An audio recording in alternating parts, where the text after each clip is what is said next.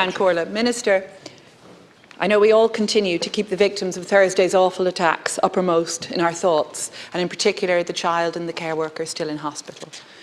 But all of us now, and especially those of us in Dublin, are still waiting for a clear message from you about what real action you and your government are taking now to make the streets safe. We know the problems. There are simply not enough Gardaí and not enough visible Gardaí, not enough support for frontline Gardaí, forced to communicate, it seems, by WhatsApp. And there's been a hands-off approach to policing the far right for far too long. Now, government TDs have been quick to accuse others of grandstanding, of distracting from the crisis facing us. And undoubtedly there's been grandstanding from opposition, including waving of a photograph of an identifiable person in this House. Yeah. That's an outrageous action. That's outrageous action. That's outrageous grandstanding. And I want to call that out. I want to call out the waving of a photograph of an identifiable individual in our streets in this House. I think that's wrong. But I also think we've seen grandstanding from those in government, from Fianna Fáil and Fine Gael members, who are desperately seeking to evade accountability by churning out calls which will do anything but address the real crisis facing policing. We've heard red herring calls, like cuts to benefits, like facial recognition technology, water cannons, dogs, more police powers. And we warned yesterday, Minister, you can't legislate your way out of this crisis. It's not about that. Nor can you distract us with political theatre, like asking the policing authority to provide clarity on the use of force. That's a farcical question, because we know that the Garda Commissioner and senior management are responsible for providing the training and guidance to Gardaí on proportionate use of force. So, Minister, the policing authority is not a legal advisor. Who has made this request and why? Was it the Commissioner who asked for clarity on the use of force, or is it merely a distraction tactic from you? Because what people really want now is reassurance that our streets will be safe, that attacks and riots will not happen again.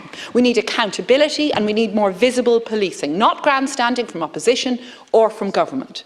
The Garda Commissioner, Minister, is in charge of policing operations in the state, and you're politically responsible for policing. And last year, government, whole of government, on your advice, extended the Commissioner's term of appointment to 2025. Under your combined watch, Garda numbers in Dublin have fallen. 200 fewer Gardaí now on the streets than there were in 2020. Law and order being eroded across the capital city streets and across our country. A triple crisis within the Gardaí. I spoke on this yesterday, of morale, of recruitment, of retention. An overwhelming majority of rank and file with no confidence in their leadership, and more Gardaí simply leaving the force. A record 114 guards who resigned up to the end of September, and 851 voluntary retirements in the last 3 years, the force being hollowed out.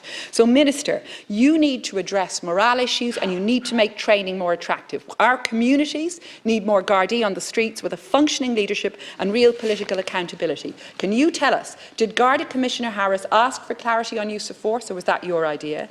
What are you and the Commissioner doing to stop Gardaí from resigning? And at any point since Thursday, has the Commissioner offered to resign himself after what was a complete breakdown of law and order on the streets of Dublin?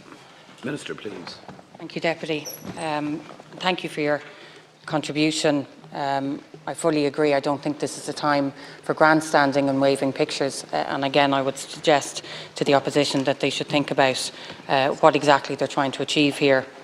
To respond to your question about our capital city, because there's a lot of talk about the capital city belonging to any one individual. This is all of our capital cities. There's not one of us that weren't devastated by what happened last Thursday, that weren't devastated for those children and their families, and weren't devastated by those scenes that we saw on O'Connell Street.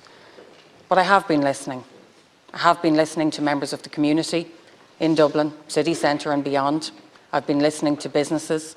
I've been listening to colleagues.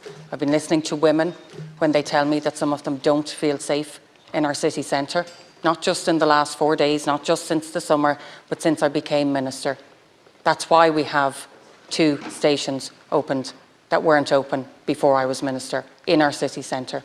That's why we have 10 million in additional funding for Gardaí for our city centre. That's why we have a partnership that has been established in our city centre, acknowledging that safety is not just about An Garda Síochána. That's why we have Operation Citizen, which was launched to ensure that we have high visibility policing. That's why the vast majority of members that have come out of the Garda College and those new recruits this year have gone to Dublin. That's why we're introducing body-worn cameras for Gardaí. That's why we need facial recognition to make sure that the thugs that were involved last Thursday, that it doesn't take months to identify them.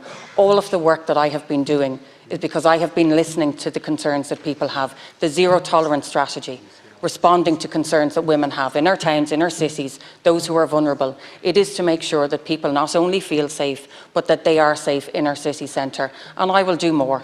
I know there's more that needs to be done. There's more that needs to be done to support our shopkeepers, those who are victims of theft, those who feel that their staff are not safe.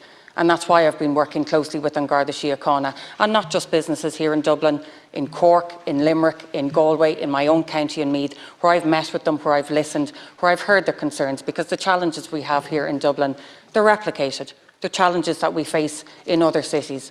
But I am absolutely committed, not just because of what happened on Thursday, because I, like every person in this House, wants to make sure that those who live in our capital city, that those who visit our capital city, that they are safe and that they feel safe.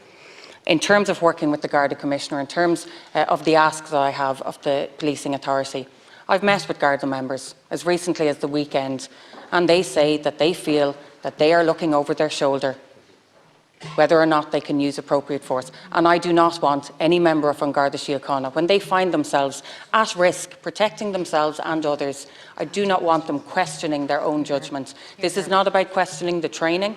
This is not about questioning An Garda Síochána or Templemore. This is about providing clarity for all of our members so that when they find themselves in these difficult situations, they don't have to think twice.